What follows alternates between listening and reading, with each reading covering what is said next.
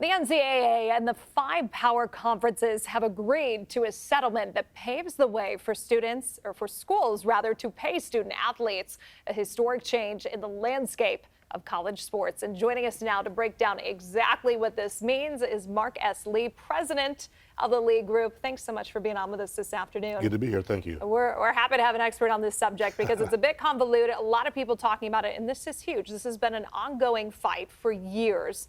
A lot of people on both sides of the issue. What does this ruling mean for college sports? This is huge. This is seismic. I mean, this is almost like an earthquake. I mean, basically what we're saying right now when it comes to college sports, no longer amateurs. Amateurism is now out the window. This is all about business. These athletes are now becoming business people at the end of the day. So the bottom line is this is huge for college sports.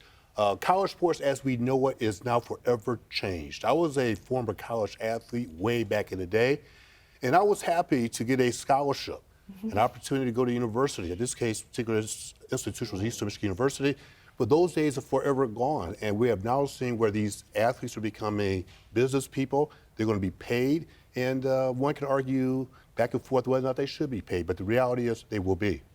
A lot of people, what first comes to mind, future athletes. Yeah.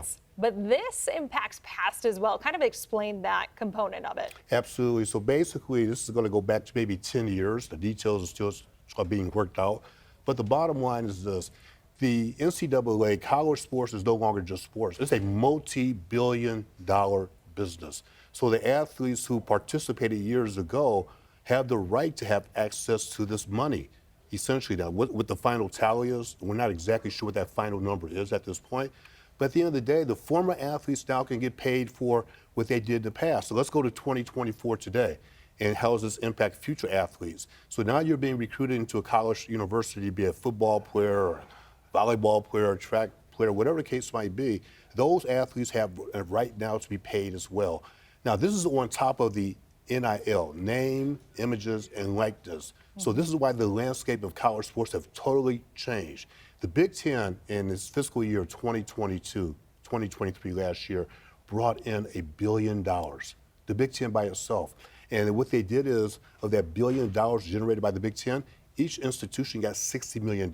So bottom line is, former athletes will be paid, future athletes will be paid. This is going to change the whole recruiting process. It's going to be changed in terms of how these students become athletes moving forward. I want to ask your opinion on something. Do you think the impact from this, are we going to level the playing field, or are we potentially going to increase the talent gap in college sports? No, that's a great question. The rich will get richer, okay?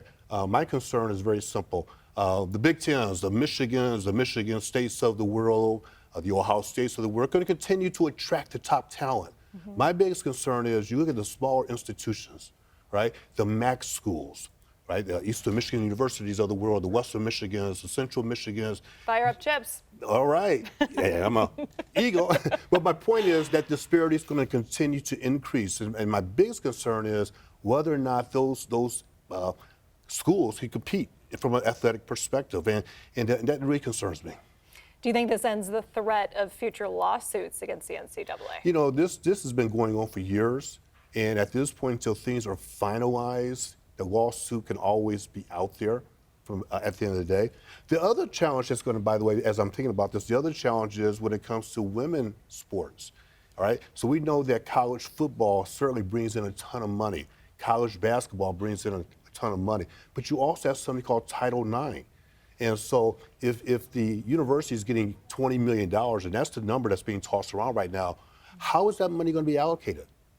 What percentage of that's going to go to college football, basketball?